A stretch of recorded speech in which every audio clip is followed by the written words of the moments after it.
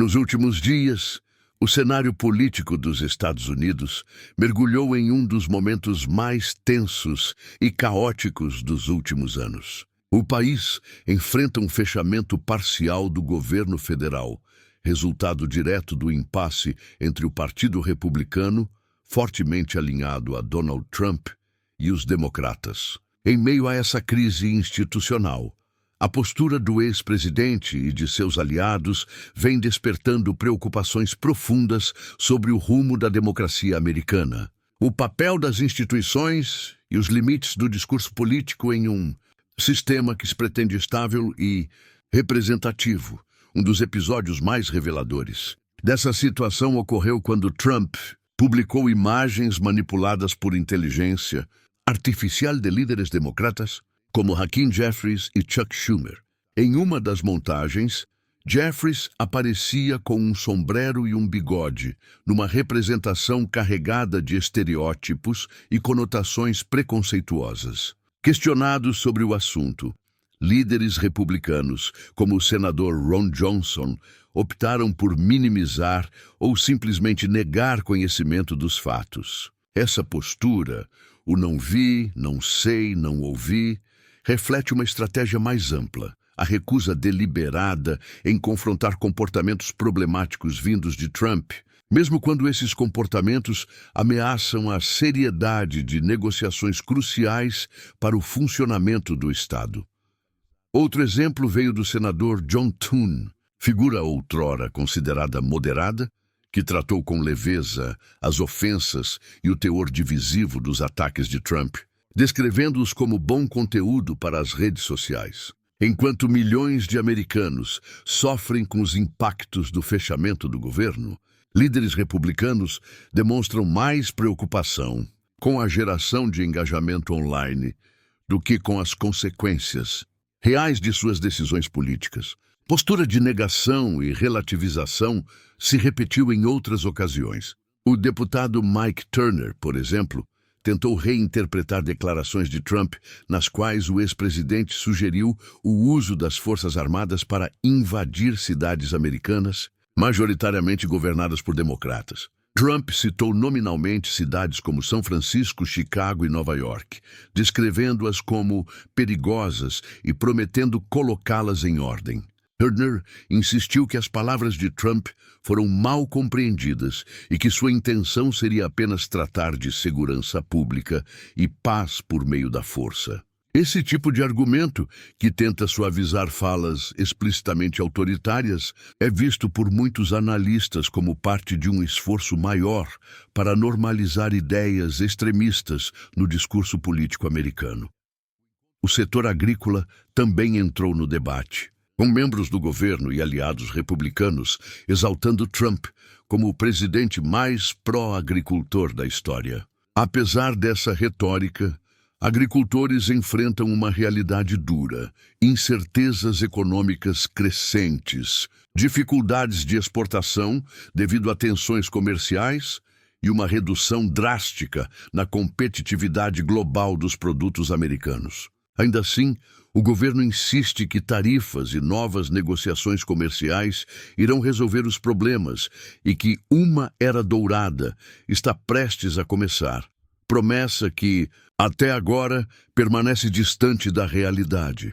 A retórica autoritária de Trump não se limita às palavras. Segundo Russ Vought, ex-diretor do Escritório de Gestão e Orçamento e um dos idealizadores do chamado Projeto 2025, há planos concretos para reduzir drasticamente o tamanho do Estado, eliminando cargos públicos e serviços essenciais. Esse projeto de reestruturação radical do governo reflete uma visão ideológica que busca concentrar poder no executivo e diminuir a capacidade do Estado de atuar em áreas fundamentais como saúde, educação e assistência social.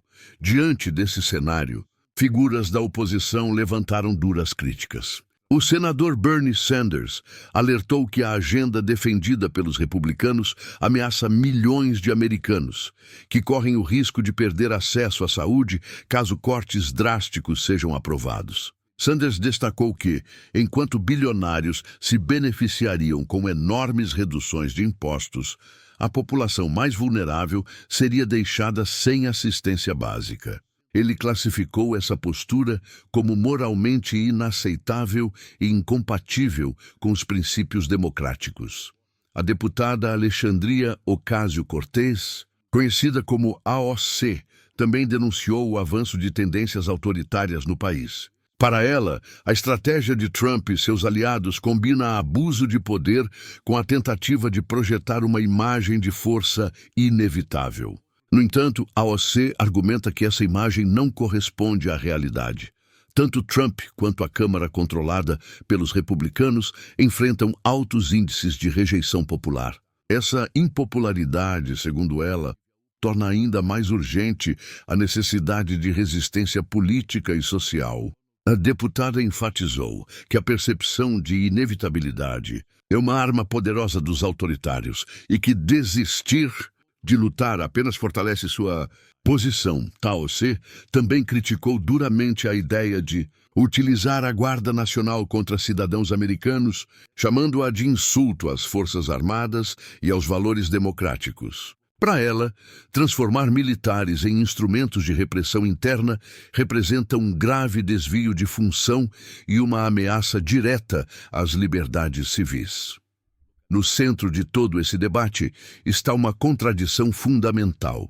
Enquanto Trump e seus aliados tentam se apresentar como defensores da ordem e da segurança, suas ações e declarações sugerem um desprezo crescente pelas instituições democráticas, pela separação de poderes e pelos direitos fundamentais. A retórica de guerra interna, a desinformação alimentada por teorias conspiratórias e a disposição em utilizar o Estado como ferramenta de poder pessoal são sinais preocupantes de um projeto político que vai além das disputas partidárias tradicionais. O fechamento do governo nesse contexto torna-se mais do que uma questão orçamentária. Ele é um sintoma de um embate profundo sobre o futuro da democracia americana.